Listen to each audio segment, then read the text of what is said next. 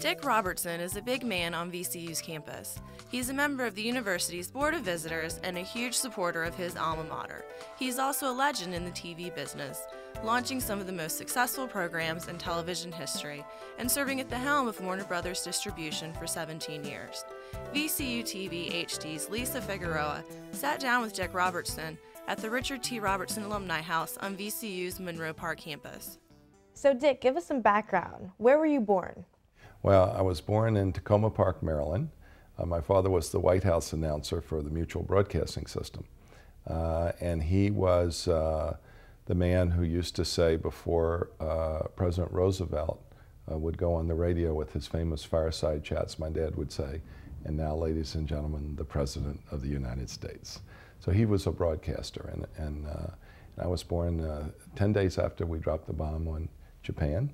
On August 23rd, 1945, 61 years ago. And then we lived there for a year and then came back to Norfolk, and that's where I grew up. I'm a native Virginian and came to school here in 1963 and graduated in 1967 with an advertising degree. And what was then RPI, it was the last graduating class of RPI.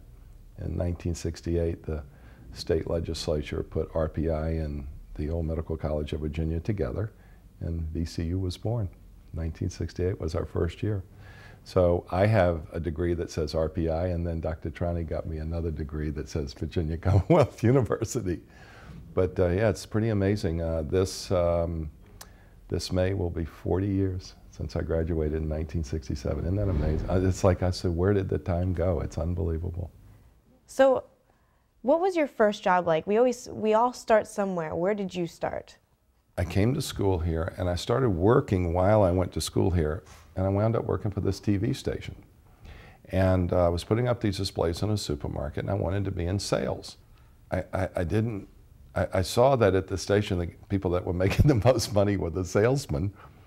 So I said, boy, I think I could do that. So at one night after all the salesmen went home, one of the sales assistants, secretaries, was typing a contract, and I asked her, I said, how do you fill out one of these contracts? She says, well, this is, and she's showing me the thing, and she says, we have this rate card, and a 10-second commercial costs this much, and a 20-second commercial costs this.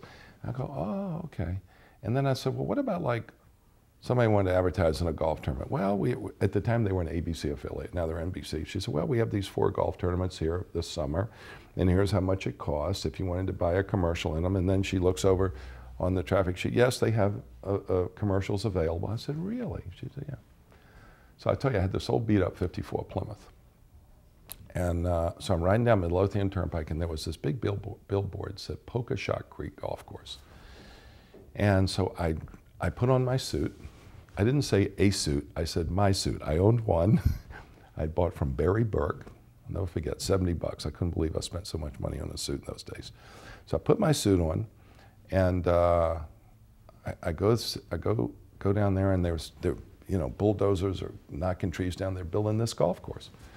So I got my little briefcase, and I walk up, and they had a construction trailer. And I walk in. I said, "Is the manager here, the owner here?" Yeah, some guy's got a heart out. Yeah, that's me. And I said, "Well, I'm Dick Robertson with Channel 12, and I have a proposal to." And he goes, "What? What are you doing here?" And I says, "Well, I was thinking you're just starting this new golf course. Nobody really knows about it. And I could sell you 4 commercials. We have 4 golf tournaments this summer. There's 20 seconds each. They cost 40 bucks each. It'd only be 160 bucks. I could take some pictures, and then I'll do a voiceover, and we tell everybody about this new golf course in the middle of these 4 golf tournaments." He said, "How much does it cost?" I said, "It's $40 a commercial times 4, so it's 160 bucks.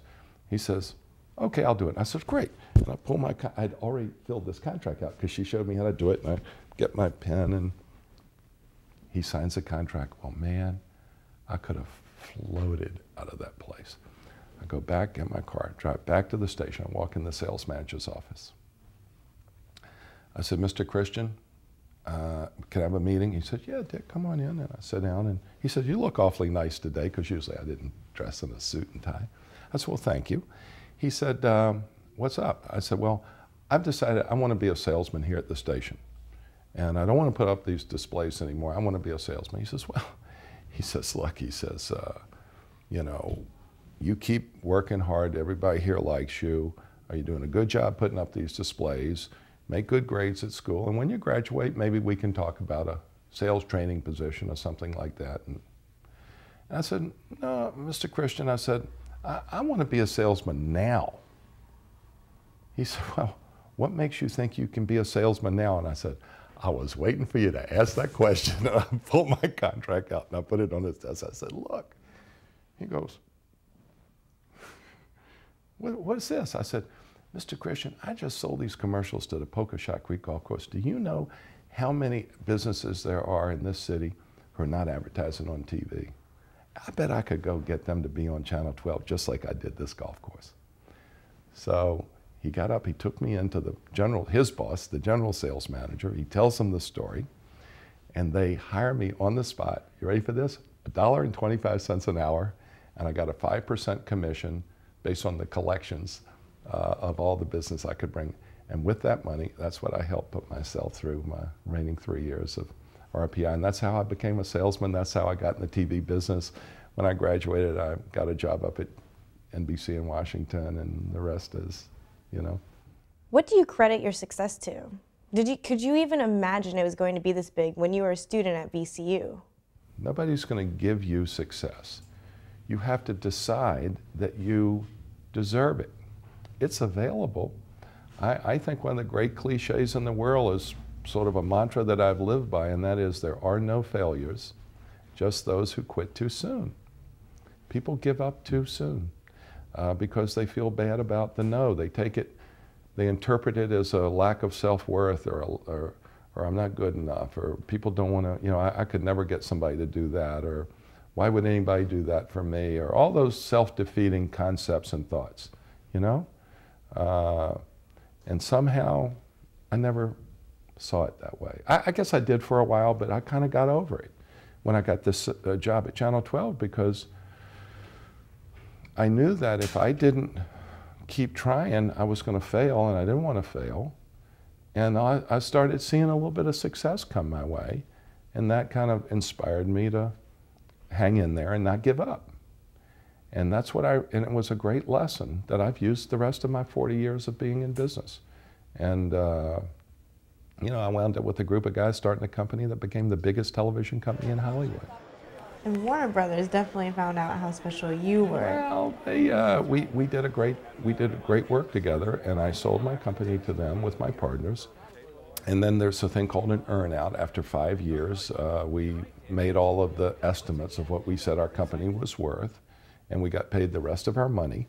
And then my partners left, and they went off and did different things.